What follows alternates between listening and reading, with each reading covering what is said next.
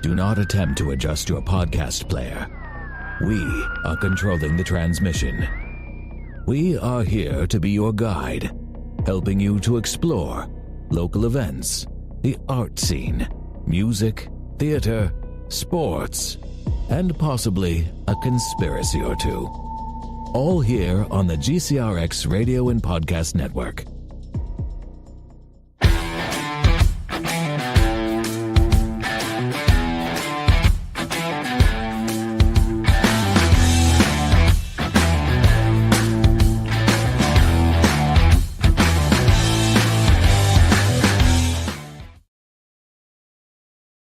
Guy, how are you today?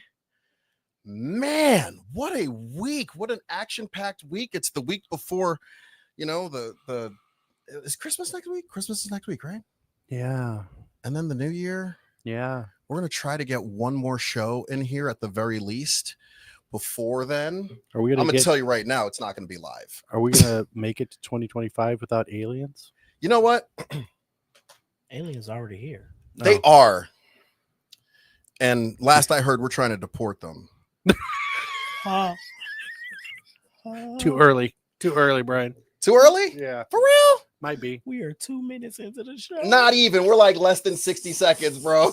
Yeah. Welcome to In the Metro. I am Brian with Why Your Favorite Guy. I've mentioned that before, but you already know that. That's why you tune in. You tune in because you love the show. That's why I tune in. Or it's to make fun of you. That is also, okay. I was going to save this for later in the show, but I'm going to do it now. Ruh-roh. Okay, so yesterday, Oh, geez. I pulled up because Engineer Bill, who sits over there, decided, can we get this on the screen? Like, how clear is that? That's not Clear? Clear at all. You want to put that right up next to that, in front of that camera? Let's see if we can get that. So now, I got That camera right there. So he went to Chat GPT and he created that. Yeah, perfect. And I kid you not. Yeah. Okay, move that. Thank you so much. I definitely was like, I'm gonna fight you. Like the very next words I said, like, I'm coming. Like that's really it. And what did I say? And you said, bring it. You won't. You won't. And I was in Shrewsbury with my friend Dee Dee. What up, Dee Dee? And I definitely like, look, you up for an adventure? And she was like, sure. I don't think she thought I was going to pull up the way that I did. So we're on 44 from Shrewsbury and we just, boom, we hit all of the things, ended up in Granite City. I call Amy and I'm like, tell your punk husband, come outside. And I'm like, yeah, like have him come. She goes, wait, are you really here? I go, absolutely I am. Like, tell him come outside. Like, let's go. And I hear him in the background. Oh, I gotta get my shoes. Get your shoes, boy. I don't care. Shoes, no shoes. I'm gonna knock you out your shoes. Let's go. I ain't scared. And he wasn't. And that man met me on the battlefield. And I was unprepared, folks. Very ill prepared. Unbelievably. I showed up with 1 and 2, ready to give him a knuckle sandwich. And he showed up with his wife's sword. Now, for what it's worth, not like he's gonna slash me in half. It is dull. It is a prop sword. Okay, so let's just be very clear about that. Can't have the cops come take my boy away like that. Beat you with it, though. He would have. I would have had a knot upside both sides of my head. Just not cut nothing, but it knocks something out. Knock me out. Just I just flip it the other way and hit you with that heavy handle. That heavy handle, and that handle is heavy. Dude, I mean, we were talking about this at one point in time. I'm not sure if it was on this show or not, but there used to be a lot of common household items that we don't see anymore that were very easily used as weapons. Like, does anybody remember the glass ashtrays? Yes. Absolutely. The big fat, like they look crystal, like glass ashtrays. Those things were heavy. Like, I remember as a kid, like, I know it was probably terrible, but my parents are like, go empty this ashtray. And like, I remember as a kid being like, dang. Yeah. And if you like, the things got dropped all the time and they never broke. Like, and Nokia the same phones. thing. Do you remember desk phones? Ooh. Like the ones that had the actual bells inside, ding, like those things. If you clock somebody with one of those. Do you remember the movie Casino? Yes. there's a scene in Casino, and then we'll get to the introductions, where Joe Pesci's character, he's asking for another line of credit, and the dude's like, I ain't giving you no credit. And he's like, you're going to give me credit, or I'm going to take this phone, I'm going to knock you upside your head. And around the time that I'm getting out of jail, you'll be getting out of the hospital. I'm going to knock you again. I was like, oh my, I mean, with that, you could. There were just so many things. I'm sure I'm missing stuff, but like my grandma had decorations around her house. She was a home interiors fan, that company that used to be around. Like, you know, like the giant wooden spoon on the wall and stuff that would cost like $1,000 today was probably dirt cheap back then. But just all the things that you could have just like beat an intruder with. Oh, 100%. Like nobody needed weapons. For a reason. No, there are refrigerators that were made in the 30s, the 1930s, that are still running today. Like, come on now. And they were heavy. Watch a guy on YouTube that gets them and refurbishes them. They still work, but he redoes all the paint. And yeah, because that's the only thing that went bad. What pisses me off about it is that they have features that I would want in a fridge today. Like these ones that he's doing have like pull out shelves, like Lazy Susan shelves that come out they slide out. Yeah, and you like put eggs in and just super neat. Like he was doing a stove the other day that had a built-in like crock pot type thing, and then a broiler. You know, some modern stoves still have like separate broilers and stuff, but these things like an outlet on the top of the stove. They used to have outlets, so you like, you know how you get a crock pot and it's got like the world's shortest cord. Oh yeah, because it was that long. Yeah, you got to find somewhere to plug this cord in. Well, these stoves had, you know, outlet right there. Just set in the middle of the stove, plug it in, done. You know, lights right on the stove, so you lights up the work area. Yeah. We've been screwed with appliances. Yeah, and now, the best part is, as they become more digital and more computerized, if something were to happen, like we're back to rubbing two sticks together. Like that's just where we are. Like we talked about this with cars and like the solenoids and like the computers. If there was like a solar flare or anything, like that's it. We're done. We can't even go back to like the previous iteration so that it would make sense and like build from there. No. We're starting at the very beginning. Well, I'll be one. Very good. People be seeking me out then because I'll be using propane as refrigerant. He kept all of the tech. I did. You should see his garage. It's kind of sad now that we moved into the kids, so I use them as horse and buggy. There you go. Anyway, let's get into who's here. You've heard several voices. Let's put some faces to it. Over here, as always, we have Engineer Bill, one of my best friends ever. Love you, bro. Love you too, bro. Thanks for just like endearing me yesterday. I just pulled up. No problem. I just have to press that pizza button and it works every time. And that sound... that was my good buddy Robert Nelson, the fifth. What's popping, y'all? Say hello, Robert. What's going on? I'm here back again. This is what, third time? Third time. Hey, third time's a charm. Yo, first and second were charms as well, might I add. And this is the first time that you've shown up to the show that none of my friends died. Oh, they got very grim. Look at Bill. Bill keeled over. I'm like, wait, no, you got to flip the cameras. Live until the end of the show. Okay. Anyway, wow. No, the first time it's been unfortunate. It's been a rough like 90 days, but lost the one friend. I don't even know if the toxicology report is back or whatever, but yeah, one we spoke about a couple weeks ago. He died in a car accident. The other one died while it was a DWI and he was in police custody or something. It was weird, but anyway. Just want to add, me coming to has absolutely nothing I just to do with this. I just want to put that out there. Me coming to the show has nothing to do. Don't go out there extrapolating. I'm a little upset that he only wants me to live till the end of the show. Like, I'm literally about to have some emos door dashed. Like, I know I'm not supposed to have dead air, but like, I just kid you not, just like sit here and eat it. And then hear time. That just all up in the microphone. Provel. Provel. Oh God. Brian, you got to buy in one day. So, couple birthday shout outs. Subject change. Yes. Couple birthday shout outs. I called you on the way here. Well, I called your parents because I still remember their phone number and 212 area code back in New York. But my buddy Charles C. Davidson, man, we've been friends since 1992. And that's what, 32 years now? Yep. Grew up together. I remember playing lacrosse with this dude. We just had the greatest time. And now he helps his family run an art gallery in Midtown Manhattan. So happy birthday to you, buddy. Let's see. It's 34 years. 92. It's 2024. Oh, Mhm. you're right. You're right. Mhm. You're right. There My aren't bad. too many things that I'm wrong about, but that I'm Get out definitely. of here. Hey, 75% of the time, I'm right all the time. It's like there's a 75% chance of rain.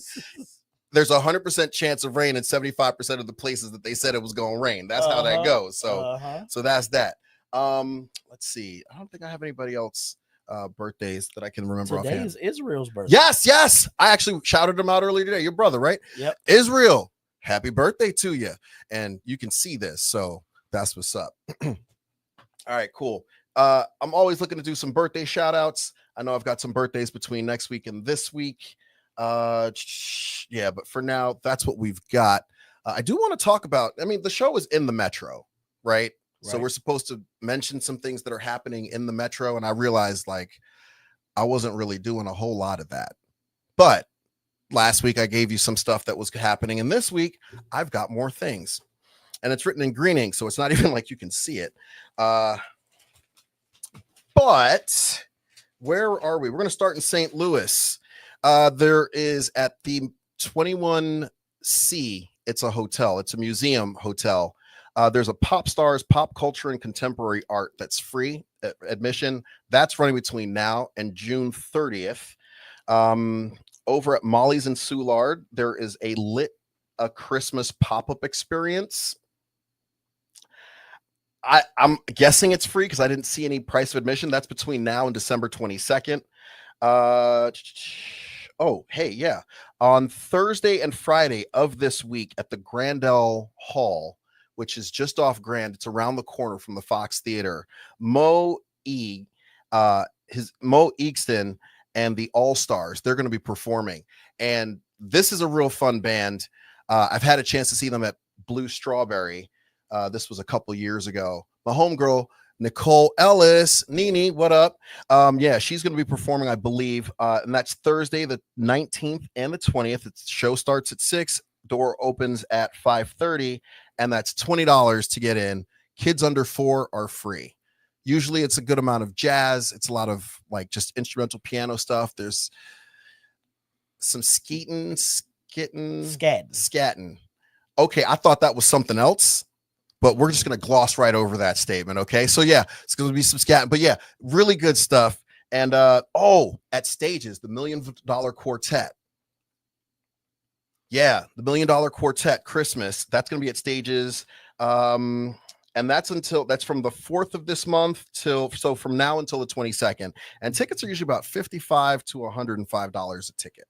So that's some of the things that are happening in St. Louis. I'm going to be real quick about what's going on in Edwardsville.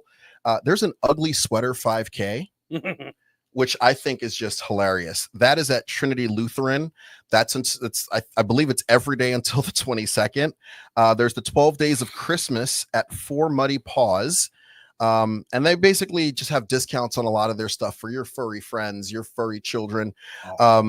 Yep. And that's until the 24th. That's at 2127 South State Road. In Edwardsville, feel free to bring your pets. There's Breakfast with Santa at Edison's this weekend. Oh, that's cool. Yeah. So it's $10 if you're just going to do breakfast. It's $20 if you're going to do breakfast and play some games. That starts at 8:30. Show up around 7:30, 8 o'clock. It's from 8:30 to 11, and breakfast is served until 10:30. But it's a great time to get out, have a free picture with Santa. Maybe you'll find Will Ferrell playing an elf. It ain't going to be me. I'm going to let you know that right now. I don't fit into elf costumes. Also, don't forget the Wonder Lights are still going on at the racetrack. Yes, the Wonder Lights at the racetrack. I don't know. Actually, there's several, on, but it's really good. I think it's until the 24th At the Worldwide. Worldwide, yeah. Oh, that's or cool. or maybe it's longer.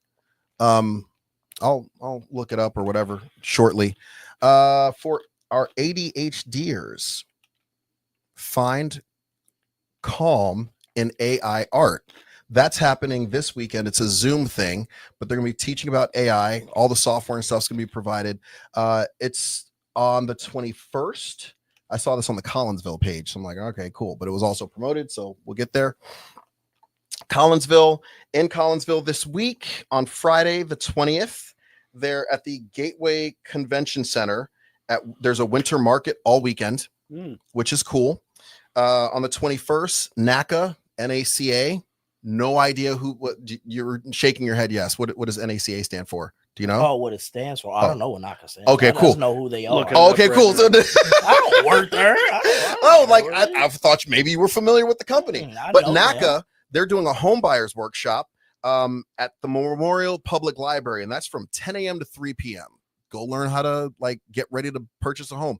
The new year's coming up. Maybe you need to do some stuff with your credit. Maybe you need to do some stuff like earning a little bit more money. Either way. Neighborhood Assistance Corporation of America. There we go. Neighborhood Assistance Corporation of America. NACA.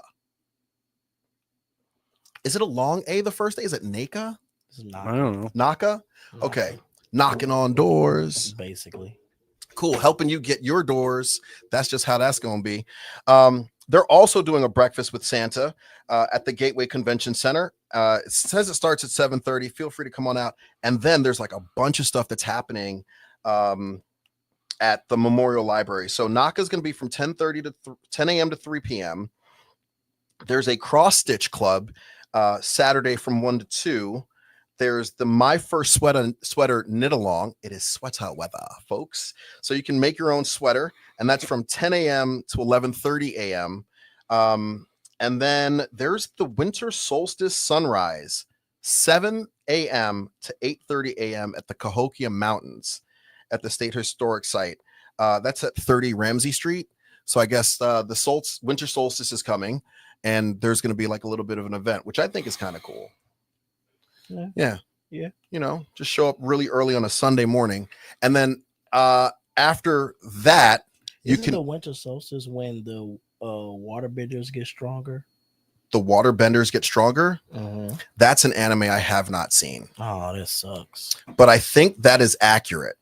Yeah, because the firebenders got stronger during the summer solstice. That would make sense. That would make a lot of sense. And there's no fall or spring, are there? No, because with the solstice, winter solstice, doesn't that mean it's also the longest night of the year? I think something like that. And if you hit it just right, you can put an egg in the street and it'll stand up perfectly still because the earth is doing it. It's not true. That's not true? Or do you just suck at that? I'm just wondering. Bill? I've never tried, but that sounds like a load of crap. Some things you hear, you just I don't even have to look that up. No, that's not true. That's not how that go. What I do know is you should not look. I still have black spots. At the last eclipse, you look up at the sun and it's ooh. And you can maintain, you try to have a staring contest with the sun is a terrible idea. Very terrible idea. Because it doesn't blink. Ever. If it does, it's all over. Could you imagine? It takes 8 minutes for the sunlight to leave the sun and reach Earth? Or is it 14 minutes? 8. I don't even know. It's 8? Yeah. Cool. I think it's 8 minutes and 14 way more about seconds. our environment than I do. Y'all know way more about our environment. Well, we're going to get into stuff that you know about. I just live in it. People, it's always funny to me, and then we'll get to Granite City. It's funny to me when people say that they absolutely insist they should be so important to me. And I'm like, I get it, but just remember, you're an NPC in my world. Stop it. NPCs are so not important. I mean, some people are some NPCs give you really great information. You do need them. You need them. Some of them. They are crucial to the story. Like Legend of Zelda, the dude who under the waterfall gives you the white sword. But they're also really fun to kill. Yeah, some of them. And in some games like Skyrim, if you kill them, you just don't get any more weapons from that point forward. I got a funny story when ahead. It's appropriate. I don't want to do it now because I want to. When it's appropriate. Yeah. Okay, I gather you'll let me know. We still going through stuff. All right, cool.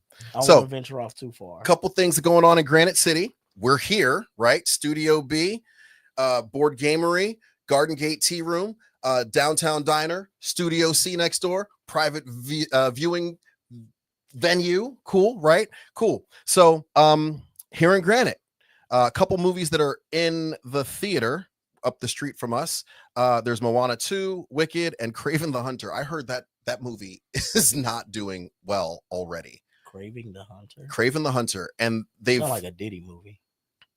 Dang. Bro. Dang. Don't rub your hands together like that. Like Tyrone around the tree. Take that. So Kraven the Hunter is the last. It looks like it's gonna be the last movie in Sony's like Spider-Man universe.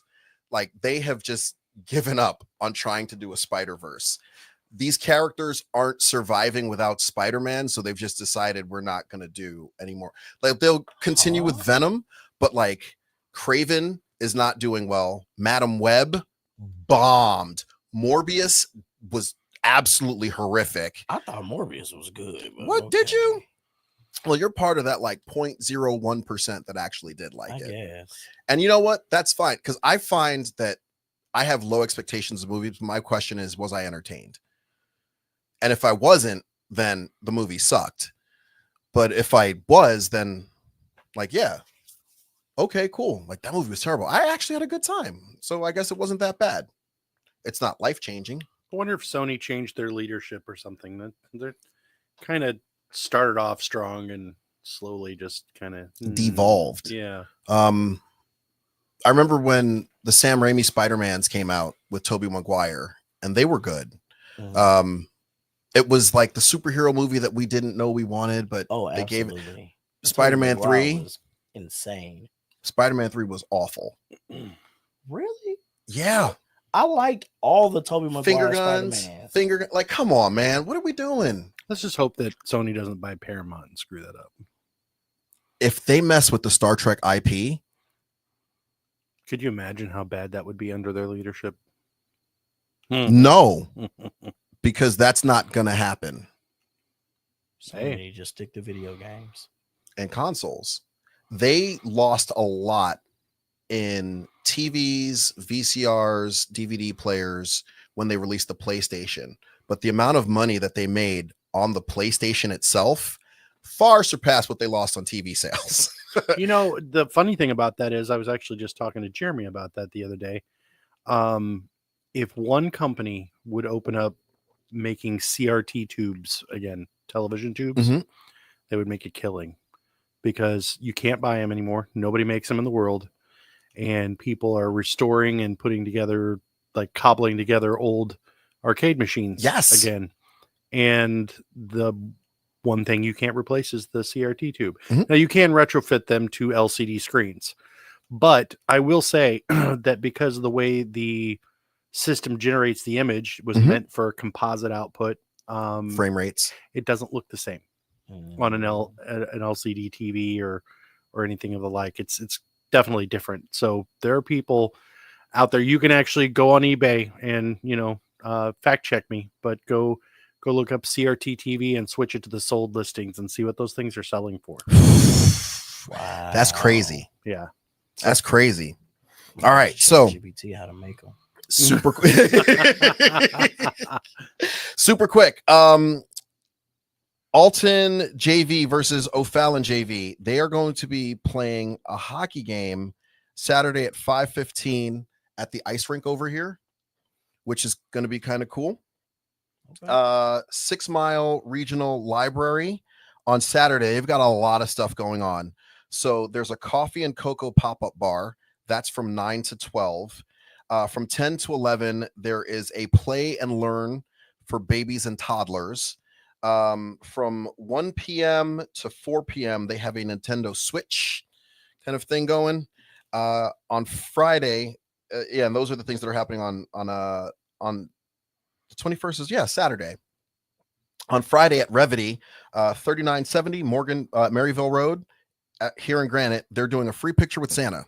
So bring the kids on down, get a picture with Santa. It'll be great. I think they'll have like hot chocolate and stuff just to kind of make it all festive. And then, and this is beautiful, Belleville West, the Granite City Wrestling team at 5 p.m. on Wednesday has multiple opponents, and they're going to be competing. They're currently I don't even want to say it because I don't want to jinx them. They're doing super well this season, the Granite City wrestling team. And then on Saturday at Lanphier High School in Springfield, they're going to be competing again against Springfield High School. So it's going to be just a fun and wonderful time. I know it's going to take a while to get out there. So they're going to be leaving at like 6 a.m. or something outrageous like that. That's the way my son is for wrestling. It's like, we're going to Chicago. Mm-hmm. And it's like, but they do it on a bus. Can you imagine? Like, these kids are young and they can bend in any shape they want to. Like, they literally sleep on the windows. It doesn't matter. Mm-hmm. But if I had to ride in a bus and try to stay comfortable on a bus seat for 6 hours or whatever that is at the speed limit, I would be in so much pain. Oh, absolutely. I thought I had developed a blood clot when I took a bus to New York. It took 25 hours to get there. Oh. And we missed our connecting in, I want to say maybe North Carolina or something like that, because two guys got into an altercation and the bus driver pulled over to let them fight. And I just remember thinking, can't we just leave them? Because I got a connecting. And like, we all missed our connections. Brian's like, guys, stop. You can't fight. The bus driver pulls over. Was like, right, you can't. Because you need a ref. Let me pull over. I'll ref the fight. And last but not least, this is happening this weekend. We have Baptism Sunday at Restoration Church. 2 services, right? Mm-hmm. It's what, 9 a.m., 10:30. 9 a.m. and 10:30. So that's happening. And that's what we've got caught up. So that's awesome. What's happening this week. Do we want to talk about very briefly what we did this weekend? I didn't do a whole lot. I got nothing. Outside of claiming I was gonna. Oh wait, my Saturday was crazy. You go first. Saturday was cool. It was a lot of rain, but got to go to a 3-year-old's birthday party. Mm-hmm. That was absolutely. Oh yeah, Brian, you was there with me. I was there. That was absolutely hilarious. I forget how funny kids are because mine aren't so funny. You know, they ain't never funny when it's yours because all the jokes at your expense. But watching other people's kids was hilarious. And got to go to a Christmas potluck deal. That was cool. And Sunday was just kind of hang back, chill out. I did attempt to watch Red Ones. That's on Prime Video Already. So yeah, so Prime Video is like a on us thing. Like, hey, you can, it's in the theaters, but you can watch this on us on Prime Video. So if you want to watch it, it's on there. I attempted to. I went to sleep. I saw somebody post a meme that said, name something that automatically makes a movie terrible. And the first highest rated comment was The Rock. And I was like, oh my God. That's funny. He's in a lot of movies. He is. And he's one of the highest paid actors in Hollywood. And his career is crazy. But like, I remember at one point he said that he was franchise Viagra. Like they wanted to redo Jumanji, and Jumanji was huger than the original, and they wanted to do Fast and Furious, and it became bigger with him in it. And I was like, okay, your head won't fit through the door. Like, calm down. For real.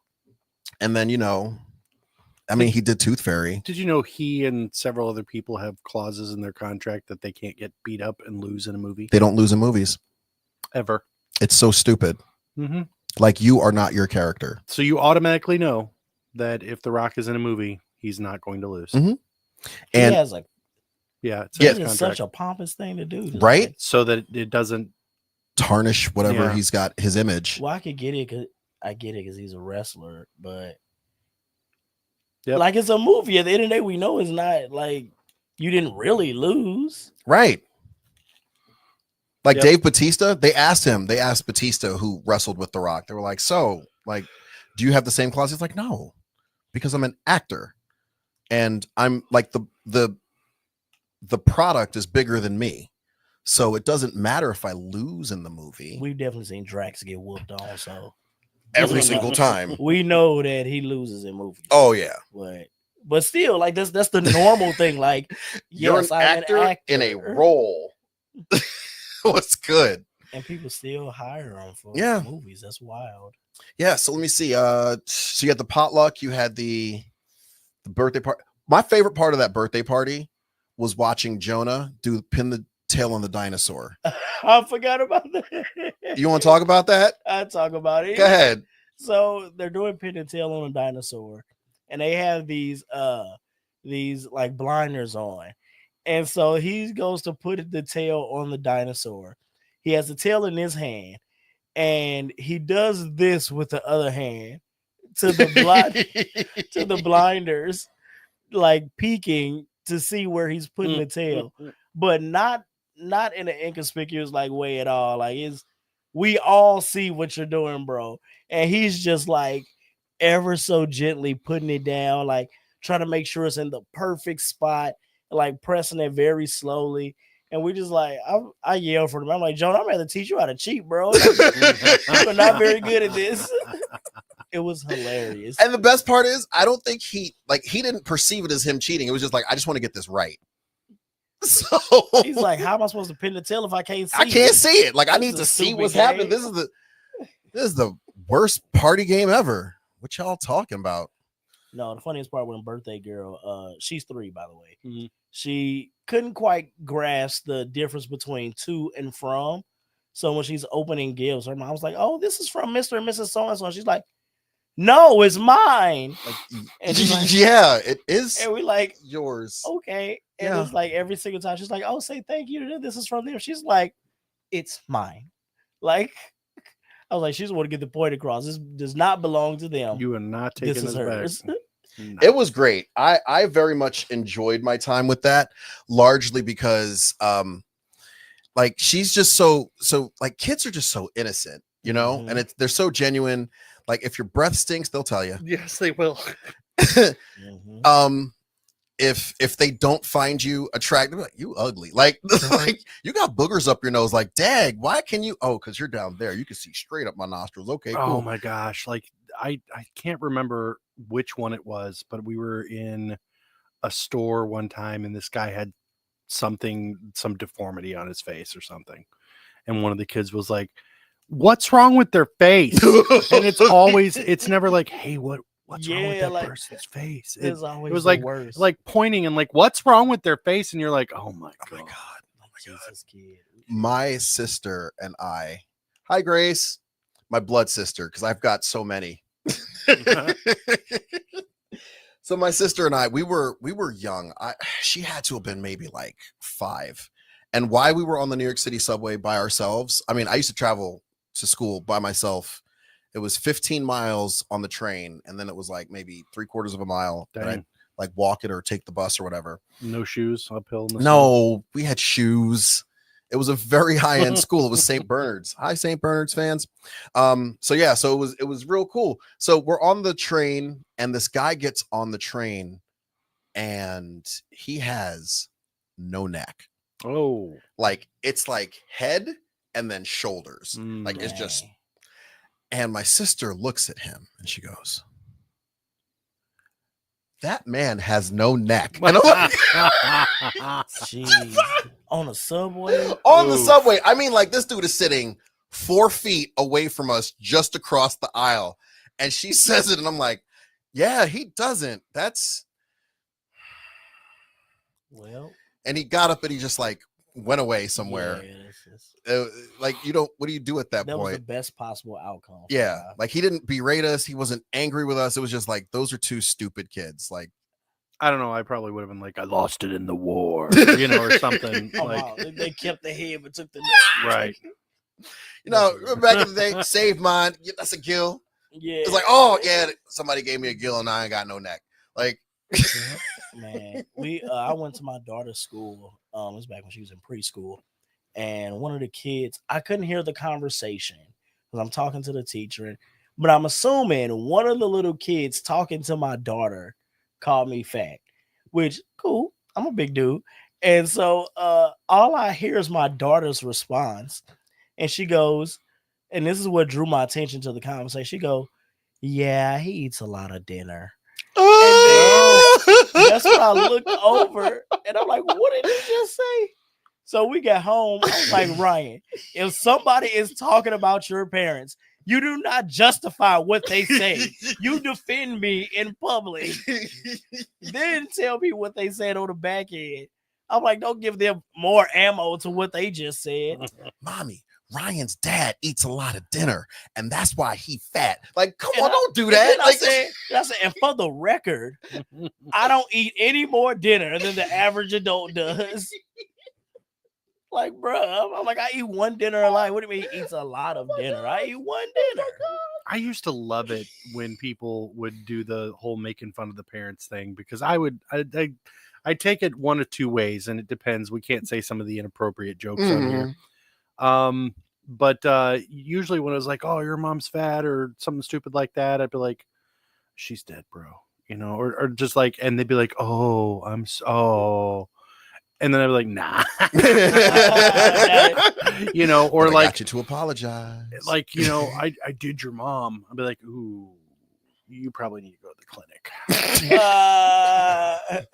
That's terrible, bro. That's hilarious. As an adult, that whole mom is dead thing, like, I don't know, there was a certain level of decorum that just went out. And I've told you both the story. It is not something that I care to repeat on air. Like a digital copy. I told you this weekend. Look, absolutely not. Like, that's just let's just I sent Cam to school with we got him this shirt, and it was a pink shirt, like a bright pink shirt, but it was an anime shirt. It was Dragon Ball Z. So nice. It had a dark blue Goku on the front on a very bright pink shirt. I thought it was a pretty cool shirt. And he was like, but if I wear this shirt to school, do you think people would talk about me? I'm like, no, it's a cool shirt. I'm like, and if they do, just talk about him back. Like, he's probably like in like elementary school, like maybe on the back end, so maybe like 4th, 5th grade, somewhere around there. And so and I'm like, worst case scenario, you don't know how to talk about nobody, you can just do a yo mama joke. I'm like, a yo mama joke is always funny. Always. And so I'm like, that's a good comeback if somebody says something about you. He's like, okay. Comes back home from school and asks him about his day. I'm like, oh, did anybody say anything about your shirt? He's like, no. He's like, well, actually, this one dude did. He was like, why are you wearing pink? Are you wearing it for breast cancer? And I was like, your mom has breast cancer. Oh my God. I'm like, oh no. Oh, that didn't go well. I was like, oh, Cameron, that is not how you use that joke. No. I'm like, you did it so wrong. You need to have an education session. There are so many good your mom jokes. I was like, and Sabrina was like, do not teach my son anything else. And I was just like, I'm like, Cameron, it was so wrong. I'm like, you probably need to apologize to that kid tomorrow. I'm like, you don't want to wish nothing like that on nobody, mama. Dude, there were a bunch of, like, there were some dudes there that obviously had some sort of psychological complex. And of course, you're too young to realize it back then. But like some dudes, you talk about their mom, they get mad. Bent out of shape. Like, I'm going to beat you mad. And other dudes are like, okay. Yeah. You know, like, listen, I love my mom dearly. But if you're like, your mom's so fat, I'm like, okay. So yours. Like, right. you know, you can't talk about my mom. Oh, dude, some people are like their sister or their brother, or like they just get bent out of shape. Like, do words really hurt you that bad? Oh, yeah, for real, bro. That's what I was like, Cameron, that was so unwarranted. He wasn't even talking about you. That is. I'm like, all he said was, are you worried for breast? He could just yes or no. Like, he just want to know. Nah, it's just a cool shirt. It's Dragon Ball Z. I'm like, bro, you was so on edge and you was ready to let it rip, and this had to be the guy. He woke like, up choosing violence. I was like, bro, I was just mortified. I was like, oh no, that is not how you use that joke, bro. But speaking of anime, you've got an Attack on Titan shirt on. I do. And we're going to talk about Attack on Titan. Let's go. Let's do a couple minutes on Attack on. Well, okay, so what was, first of all, you finished the series. I did. Let me bring everybody up to speed. Attack on Titan involves the end of humanity. They're kind of locked behind these walls. There are 3 walls: Wall Rose, Wall Maria, and Wall Shiganshina, I think. Walmart. He said Walmart. Walmart. So wall, outside the invisible wall. So humans don't go outside of these walls, and they're about 250,000, maybe they're about 1 million people behind these walls. These walls, and the closer to the center of the city that you are, the higher status, the more money that you have, The wealthier your family is, you're more like royalty if you live towards the center of the city, behind the third wall. So on this one day, and it's been like this for over 100 years, what are these walls protecting people from? There are these creatures called Titans. They're giant humanoids, and for whatever reason, they just eat people. Just not for nutritional value. They just and they just eat them. So in the very first episode, the main character wakes up. His name is Eren Yeager, and he is crying. And he doesn't know why. He's had this bad dream, and he's not entirely sure what's going on. But there's a young lady who's with him. They're not siblings, but they're being raised together, and her name is Mikasa. We find out later what happened and how they ended up coming to live together with Eren's parents. But Eren he wants to go outside the walls, and he feels like caged, and he hates that. So he talks about joining the scouts, and the scouts leave the wall, and they go out and they do these expeditions and stuff. And they're some of the only people who get to leave. Yeah, they're like the only people who get to leave the wall. Like other people don't really leave. There's nothing. The Royals left and people didn't know. Like, wasn't it a tunnel? Yes, you're absolutely right. Yeah. So outside of that, the only people that we see leaving are the scouts. And with the scout team, they leave, they do their expeditions, they come back. They're trying to figure out where the Titans are coming from, what the Titans are. They're trying to just figure these things out about the Titans, and they can't. But on this one fateful day, Eren has berated some of the military police because they've been drinking on the job and they're drunk. It's like, what if something happens? Oh, nothing ever happens. Nothing's happened for 100 years. And then, boom, something happens. A giant 60-meter tall Titan kicks in the front gate, and all the Titans start walking through. When this Titan kicked in the gate, Eren had just finished having an argument with his mom, like maybe an hour or so before, and he starts sprinting back to the house, and he finds his mother has been pinned underneath debris, and her legs are broken, and he is now mortified because he's like, come on, we got to get Mikasa, help me lift this. And it's a terrifying scene, and this is literally just the first episode too. So they're trying to lift this boulder off. They're trying to lift that piece of the house has fallen on her. And she's like, you guys need to run. Just leave me here. Just run. Even if you guys got me free, my legs aren't going to work. Just leave. And one of the military police officers who was drunk on the job, his name is Hannes, he shows up and he's like, I'm going to fight this Titan. And this Titan's walking towards him. And he gets his gear ready, and he realizes he is so outmatched. So he honors the mom's wishes, grabs Mikasa, grabs Eren, and books it in the other direction. Eren, unfortunately, is tucked under this dude's arm and facing the direction of his mother, and he sees the Titan clear the debris, pick up his mother, break her, and then eat her. And in that moment, it sets the stage for everything that's going to happen in the show. True villain origin story.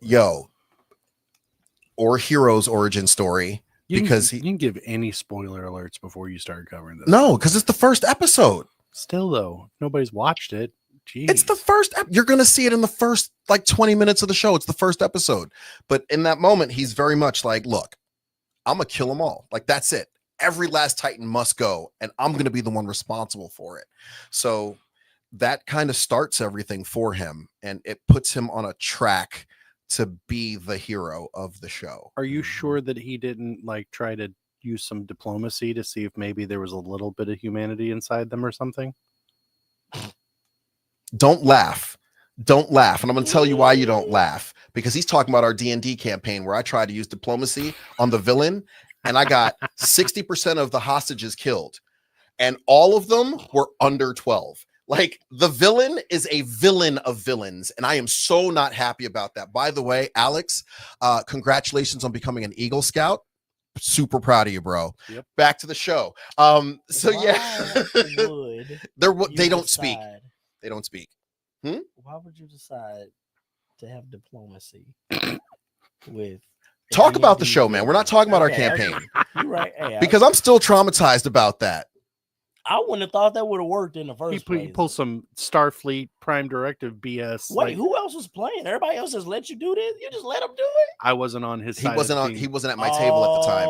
Otherwise, I Oh, would have advised strongly against it. Okay, got you. Okay, Yeah, get that. yeah. This isn't. Yeah. So, what you think of the show? Anyway, it's actually one of my favorite animes. I like how a lot of it unfolds, and I think they do a very good job. I'm not gonna spill. Thank you, Bill, for putting it out there. So I'm not gonna give a whole ton, but I think season after season they do very good at peeling back the layers of the backstory without making the season boring. Like I feel like in some animes they have a whole season that's only backstory, and you're like, Oh my God! this Can we was so move the story boring. forward? Yeah, like we bit? could have saved this, but they sprinkle it throughout every season, and it just kind of slowly peels it back. But man, it's one of my favorite animes. Like, I got my favorite character on my shirt, Captain Levi. That dude he played kills it. Yo, When I say one of my favorite characters, like OP. Captain Levi, he is so if he's probably like 5'1". I don't even know how tall he is in the show, but just looking at him, I know he's a little guy, and he doesn't have a whole ton of weight on him, and he don't have a whole lot of depth to him as far as personality either. Like I don't think I've ever seen him smile on a show. He don't crack many jokes, and if he do, it's not even like ha ha ha. He was definitely joking, but he cares about his people. And he is sick when it comes to killing Titans. Like, Okay, so some stats. He's 5'3", 143 pounds, rocks like a really short kind of bowl cut. It's very military, very standard. Just blood type is A. His birthday is December 25th. Why do they have a blood type? I don't know why. This is just the stats on the Attack on Titan wiki. His That's classification, hilarious. he's a scout regiment captain, special ops squad leader, former thug. That's what they have written there. Former thug. Hey, he fight like it. It was Master of the omnidirectional maneuverability gear, the ODM gear. His weakness is abrasive personality and perfection can make him a poor team player. And he is known Titan dispatches 89 Titans. And I think he had something like 40 assists. So like he did not show up to play. He came to end it. The part that made him my favorite, I forget what season it was, but where he had to fight, what was his Aaron's brother, whatever his name is, the monkey Zeke. fight. Zeke, yes, thank you. When he had to fight Zeke, and he thought they had the advantage because he had all the tree coverage. Mhm. So he like Titans can't get in trees, we good. Then Zeke there, like calling the shots. So Levi's like, the rest of the team, y'all get out of here. They're like, what are you gonna do? He's like, I got it. Y'all get out of here. And so then they leave, and he think he's about to fight Zeke. And then Zeke does his yell, and then all these Titans come falling from the tree, Mhm. getting huge. Like they're like Titan, they blow up huge. So Levi's just looking like, oh, I have all these, like it's hundreds of them falling. And he just like, oh, that's how you want to play?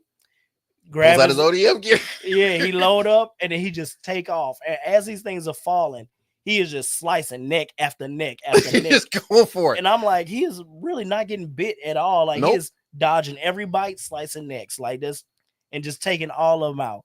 When he comes out of the forest, Zeke has ran because Zeke realized, okay, This dude ain't playing. yeah, so he get out of there. When Levi comes out, he's just like covered in just like blood, just like, and he just walks out like, all right, who's next? And I'm like, that's my favorite character. Like, dude gets down. What's crazy about Captain Levi, the American actor who plays him, like for the English voice, is Matthew Mercer, who is part of Critical Role, who does a Dungeons and Dragons campaign. And that is actually now shown on it's on Amazon Prime, The Legend of Vox Machina.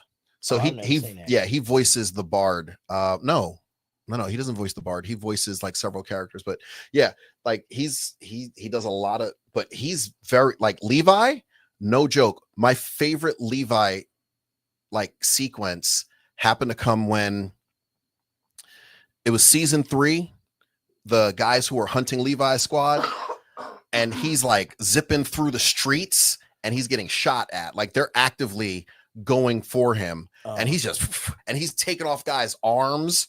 And it's like these are other human beings, but they're trying to unalive him. And he's like, yeah, no. And he's just going. And he ends up sliding into a bar, and he flips behind the bar. He's just like, all right, I got a minute to breathe. I got this. And it was just like, bro, first of all, the animation on point. I think they changed studios at that point, but it was some top notch. Just and the intro music was always the bomb. I think the last season I was like, bro, the rumbling. Why does this intro music hit so hard, yo? I'm like, what? I'm like, who is doing the music? They got DJ Khaled in the back, like another one. I have Linked Horizon did the first 3 seasons. It was the first 3 seasons. I want to say it was like 4 or 5 introductions that they did because season 1 was split. Yeah. And then they brought Sim in to do, and if you haven't seen the video for the rumbling, like a music video, because it's a legit song that played on Japanese radio stations. But yeah, it's a lot of CG, and you see these Titans walking past the guys who are like rapping over it. And it's just like, bro, that's nuts. Dope. I ain't never seen that. It's nuts. But yeah, that Levi, he's just a cut above. He's a different level of character, and he's very much I don't want to say he's static, because he does care about his people, and he very much does. He does want to advance humanity beyond whatever it is. And dude gets blown halfway to hell, and he's still like, yeah, but there's still Aaron a mission. So many times there's still a mission to take care of, and we're gonna do this. So yeah. So favorite character is Levi. Why did you like this show more than any of the other shows? I think it was just, first of all, the aspects of Titans. It's always something about big things fighting. I don't like Transformers was always dope, knocking down buildings. Like anytime Power Rangers, massive, we need the Megazord. Yeah. So I think that was an aspect of it, but also like the different Titans, and then seeing Aaron as the Attack Titan, like that's a spoiler. Well, I mean, is it a spoiler? It is. I guess you don't see it. You don't see it for him. You don't see it for the first 6 episodes. It's like, don't see that. Dang, okay. We are the absolute worst at this. But it makes up so much more of all the other seasons. Yeah.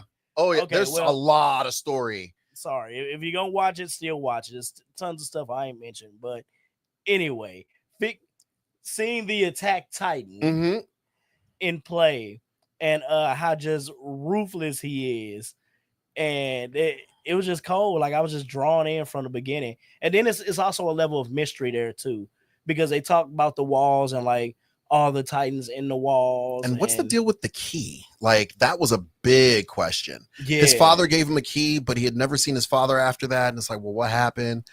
And it was kind of like there was a lot of mystery that went behind it.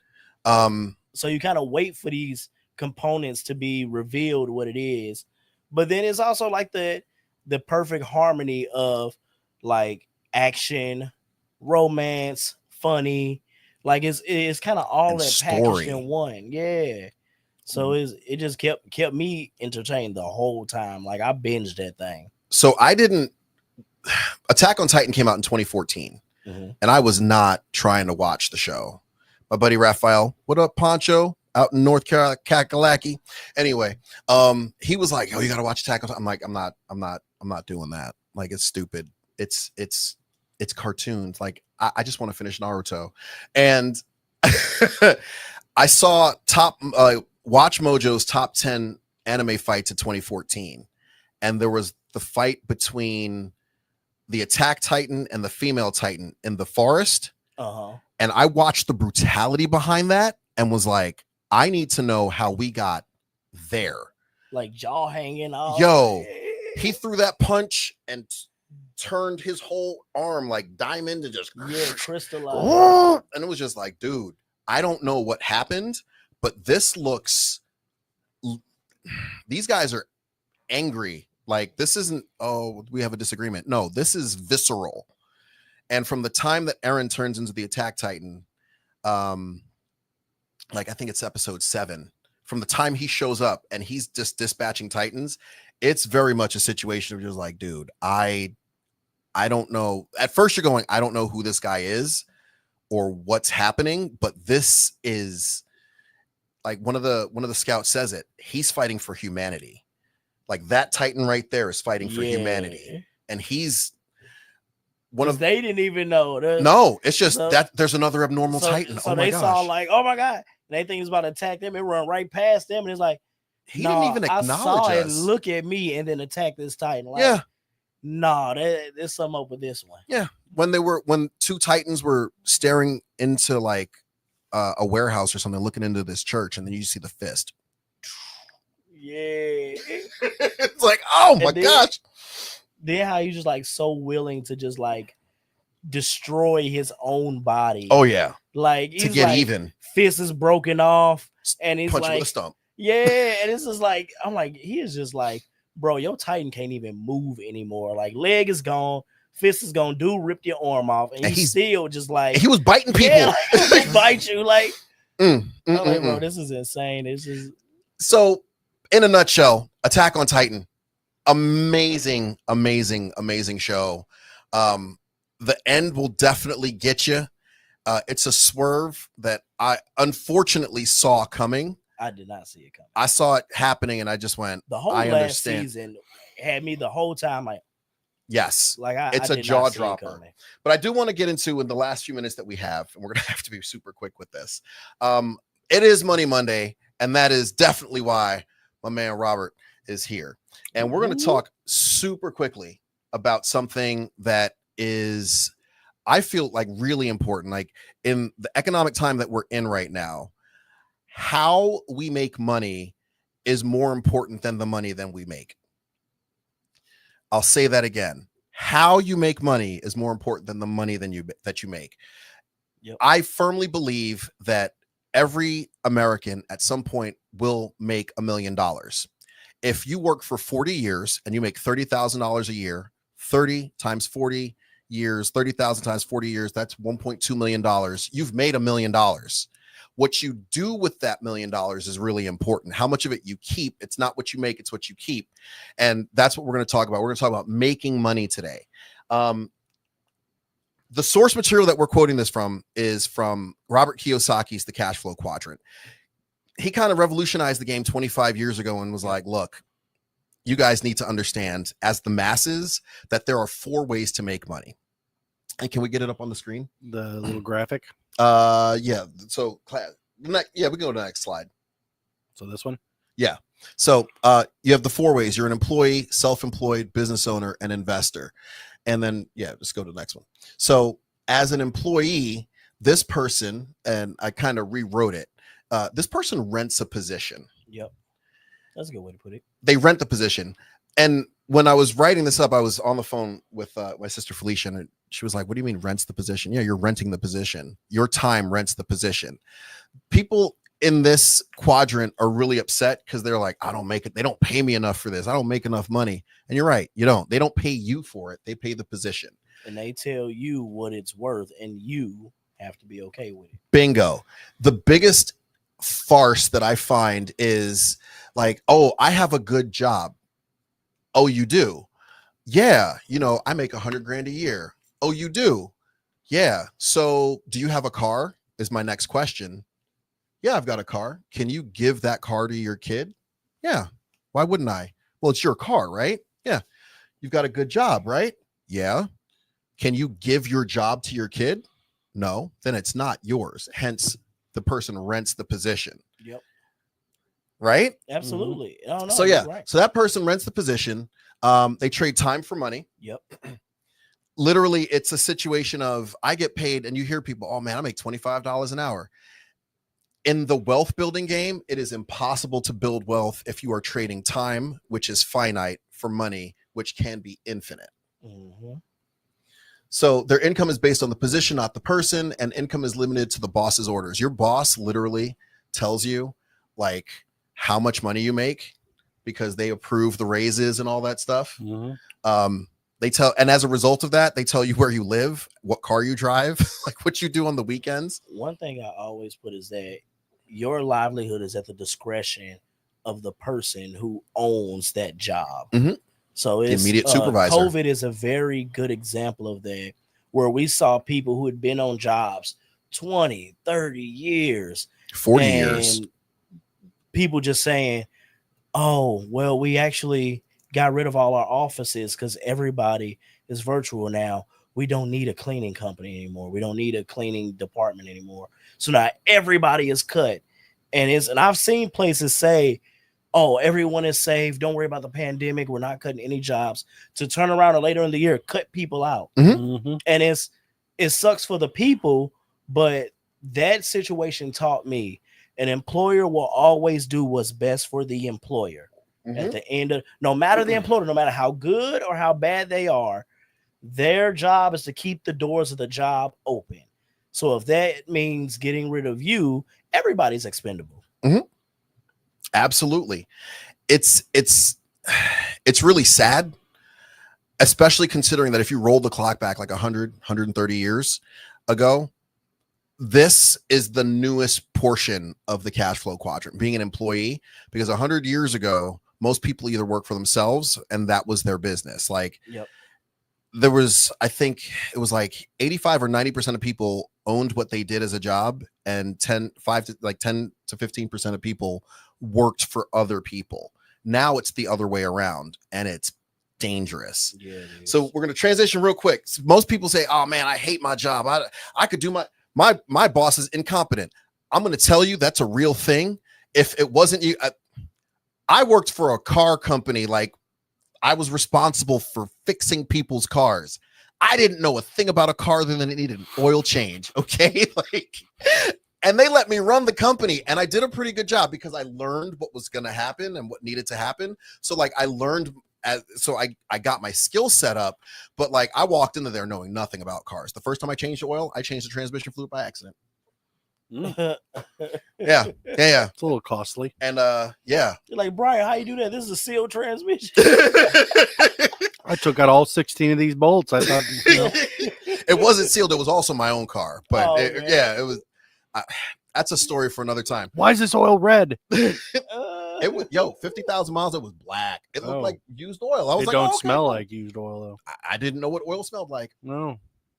Oh, okay. It's Well, like it was all off. All off. So most people, they go, oh, you know what? I don't want to work for somebody. I'm going to work for myself, and they become quadrant 2. Self-employed. And the problem with being self-employed is you go from renting a job with your time to owning a job with your time. Yep. These people are usually delusional because they think they own a business. Oh man, my business makes me 150,000. I'm a truck driver. I make 6 figures. You made 6 figures. You grossed it, but then you spent another 6 figures to fix all the stuff that needed to happen with the rig and all that other stuff. So, and the time you gave up to do that. right. So you may have made 150,000, but only netted like 50. Oof. And you were on the road most of that time, missing birthdays and anniversaries and all that. Like that's hard. Yeah, that's the downfall of self-employed. Like you, this is yours. You don't answer to nobody, but you gotta be there for it to work. Bingo. Which leads to the next tip, which is days off usually means no income. You're always working. If you get sick, if you want to take a vacation, like your operation shuts down because it's just you. Mm-hmm. And if you leave somebody else in charge of it, oh my gosh, what might happen? That's not true. I'm gonna buy a Tesla robot. You're gonna buy a Tesla robot. That's Let what's it up. run. Yeah. That's what's up. That's what's up. It's So- only a matter of time before people learn to monetize those on like only anyway. I think Income is limited to sustainable energy output. So like if you get too tired and you burn out, that's it. Robots never get tired. Robots never get tired. And if just to give for folks who are watching, give a good example, people who fall in this category are like restaurant owners. Like think about mom and pops, where it's just like them in there themselves. Like, Mhm. oh, I go into Johnny's diner and Johnny's always there Mhm. because Johnny knows if I close his diner, I don't eat. Like Right. he's got to be there. Or like someone who has their own private practice as a doctor or a dentist. Mhm. if that You dentist are the is sick, doctor. yeah, Yeah. you are the doctor. If, Yeah. if you're not there, you can't see people. Yep. Yeah. Dentists, doctors, lawyers, real estate agents, not brokers, agents. Mhm. Because if you're not showing a house, You ain't You're making not getting money. paid. there's no way. And just because you showed a house doesn't mean that somebody's going to buy it. Mm-mm. Mhm. The property next to me has changed real estate agents, I think 3 or 4 times in the last year that it's been on the market. Dang. I wonder what's wrong with it. Oh, well, this is what they're hearing. People just aren't buying. No, that's something wrong with that house. It's people buying. People are buying. No, they just bought a house up the street. People buying. People are buying. It's asbestos. I don't know. Maybe. I hope not, because I live in one of those. I'm hollering. So the next order of business, okay, so the delusion is I'm self-employed. I have a business. No. The next step on now we're looking at that was the left side of the quadrant. Employee, self-employed. Now we're gonna talk business owner and go ahead. I do want to add Mhm. self-employed, although with its downfalls, can be better than employee because a lot of cases, as long as you are there, you are in control of what you make. Mhm. So that's where the benefit comes over employee. But obviously, still out of this quadrant, not the best option. It's a better option. You can make more money. Like if you decided that you were going to only work 6 months out of the year and make a crap ton of money and then not work for the other 6 months, you could do that. As long as you understand, like, while it's not those 6 months that you're not working, you're not earning a dime. Like Uber or Lyft drivers, Mhm. like School bus drivers. school bus drivers. Yeah, I mean it's some of those can be 1099 positions, so you're technically your own boss, but you got several months out of the year that there ain't no school to drive buses Yeah. around for, Yep. Between what is that, June and August? Mm-hmm. There's a whole lot of agriculture. There's like farmers, depending on what you farm, you stock up doing when your stuff is in season and you make all your money when it's in season. Then during the off season, you invest in and doing stuff to make that money stretch. Right. But you make it work. You just got to figure it out. So the next quadrant is the business owner. The business owner owns the system. You want to take it over? Yeah. Sure. So the example I always give with this quadrant, I actually kind of build upon the last one. So think of self-employed. I'm gonna put this in a kind of funny way. Think of self-employed like a little kid at a lemonade stand. Like they got to be at that lemonade stand to work. Think of a business owner as that little kid growing up to become a teenager. And they're like, you know what? I'm gonna get my little sister, my little cousin, their best friend, all on corners with lemonade stands. They're gonna make lemonade. Kids franchising. Jeez. Literally, yes. And then now you own a system. You help them supply their lemonade. They learn how to do it. You get a profit of what they make, a portion of what they make for starting them up, for getting them going. And now you own a lemonade business. Right. Mhm. So if it's a situation where for every 50 cents you make a nickel, but these kids are turning out 100 lemonade, let's say 200 lemonades a day. That's 200 nickels per, and then you pay them and all that other stuff like overhead and expenses. But yeah, that's pretty much it. Like you've now franchised a lemonade stand, which is kind of cool. The other side of it is where are we at? Here we go. Let me get ahead. Usually the bigger the business means more income and freedom. Yep. And then your income potential is limited to the vision of the leader, which is so true. At this stage, self-development is key. Mm-hmm. I know so many of my clients who are leaders in this stage and they don't self-develop. And I'm like, you will be your own demise. You have to sharpen your own knives. You have to, especially when you're a leader, because you're sharpening everybody else. Mhm. And actually, I follow a lot of leadership folks, and one is John Maxwell. And Yes. Got a few one of books. his laws of leadership is the law of the leg. Mhm. And essentially, the business cannot grow past the leadership level of the leader. So if you're a level 5 on leadership, your business cannot grow any further than a level 4, which means you will never have a level 10 business. So the only way to get your business to a minimum a level 9 is to grow yourself as a leader to a level 10. So you have to constantly develop yourself. Now, that may look different for other people, but that is huge at this step, which is why a lot of people fail here or get stuck here. Yes. A couple really great books that I've read, like The E-Myth by Michael Gerber, where he talks about like there are certain positions, and a lot of people get stuck in the, well, I'm really good at this. Like, I'm really good at making cupcakes. Oh, so yes. I'm going to make cupcakes. Well, you should make a business out of it. Okay, cool. So then they get like a storefront, but now you've got to worry about how much flour, how much sugar, is it being cleaned up at night? Do you have pests?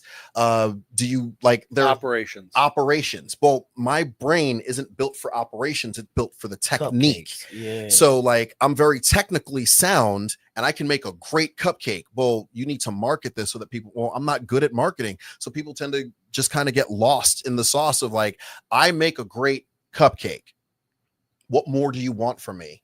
Well, there's a whole lot more to business than that. And that's why you start hiring like managers and employees, and you have to be able to teach people what it is that needs to be done. And if you're not good at teaching them, hire somebody who is good at that, so that way your business can continue to run. Yes. Because trying to wear all those hats at the same time, you don't get a whole lot done. It can get you a little bit of ways, but it ain't. It's a quote I heard, and I believe it origins from Africa. Don't let me get the line. But says we can go faster alone, but further together. Mm-hmm. So you may be able to go pretty quick doing all that by yourself, but you're going nowhere fast. But you get a group of folks to do it with you. And you end up going, it's so much better. So much better. And it all boils, it rises and falls on leadership. That's a Maxwell 100% quote. Yep. what it is. Yep. And the last part is the investor.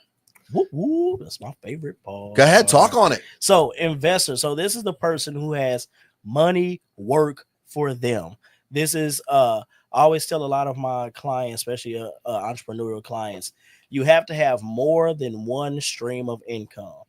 The average millionaire has more than one stream of income, which means if you plan on being a millionaire, get you more than one stream of income.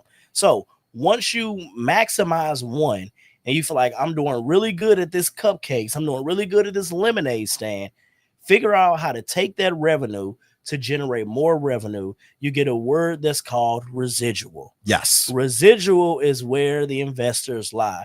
Residual means, in our business, we call it did money. But yeah. Residual is when you make money off of something you did a long time ago. And I'm still making money off of it now. Perfect example, Like a Prayer by Madonna. That was just featured in Deadpool every single time that, and it got a resurgence as a result. And she started capitalizing on money that of a song that she did over 40 years ago. Residuals. And it's just residual money.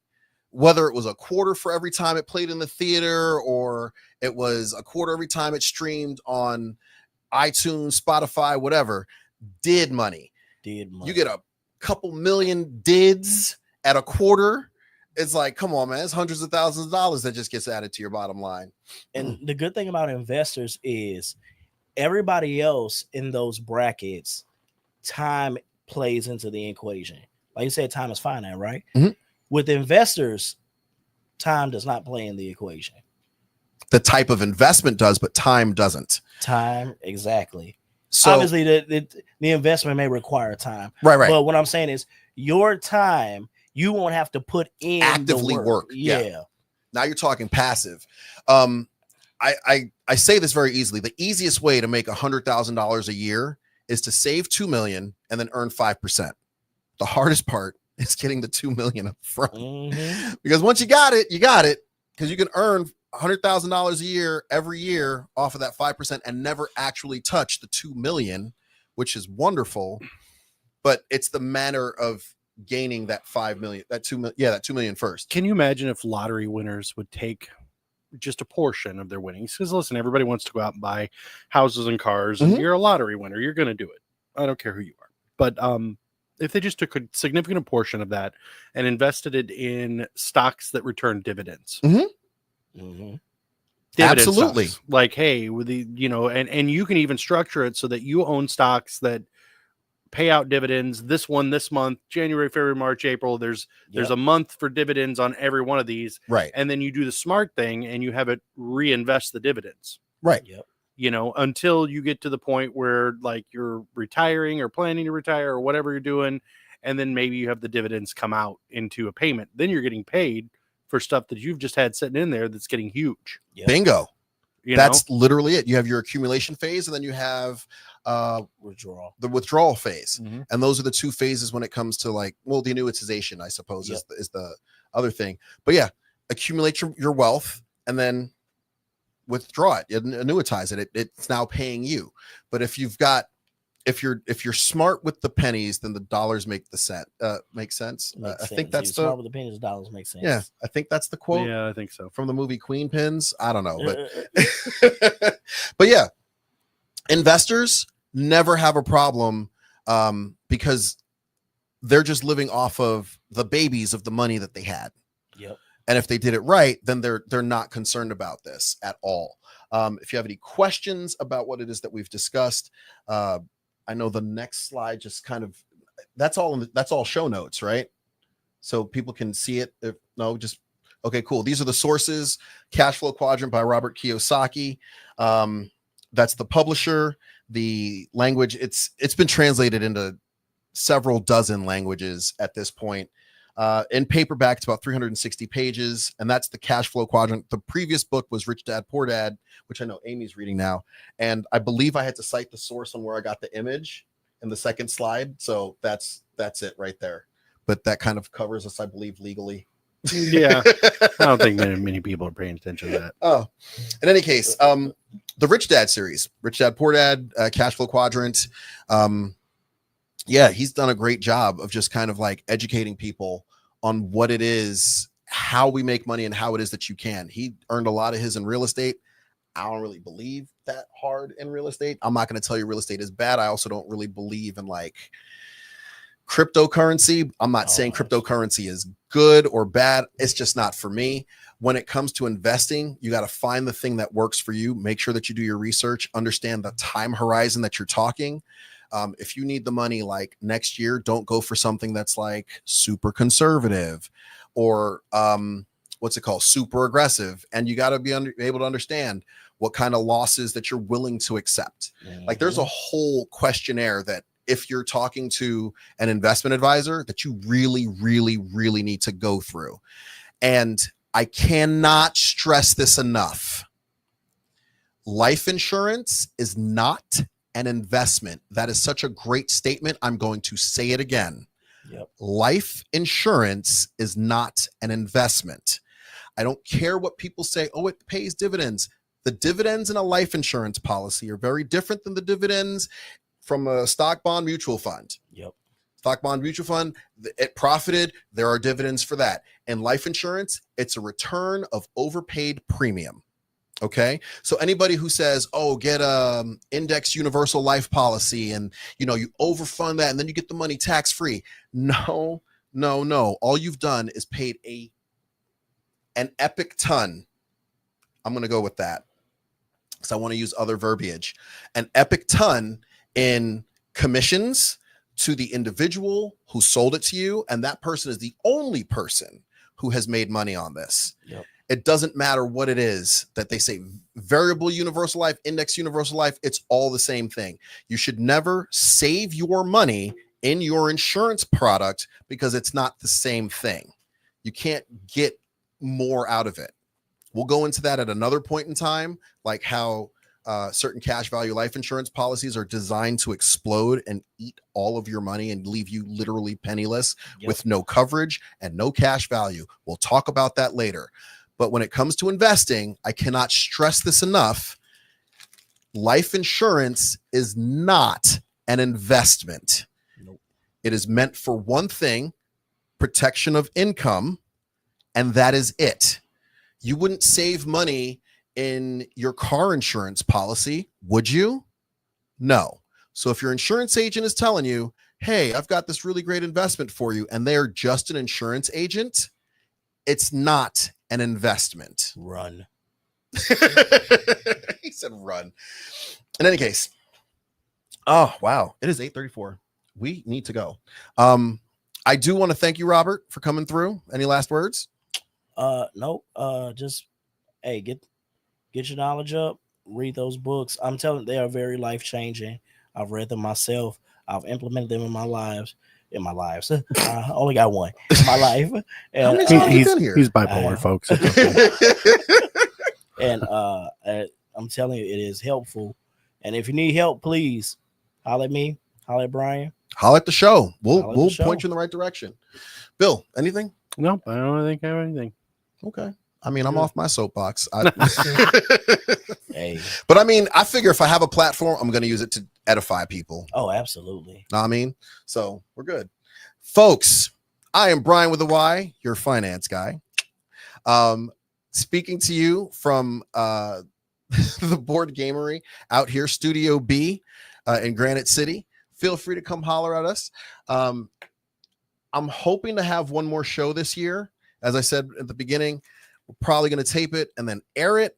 But if we don't, I do want to say thank you for sharing some of your time with us. We hope that we have been very educational and edifying. We are live on Facebook. Feel free to follow that page. We actually would prefer that you do. We're also live on YouTube. You can follow that page as well. Can we add the YouTube link in the however it works out? I don't know. Maybe. Okay, we'll figure something out. But yeah, we're on YouTube. I couldn't believe we were on YouTube. Mm-hmm. That's when my sister was roasting me. You're not a YouTuber. Okay, I guess I'm not. She was. You got to go see that episode, man. It was funny.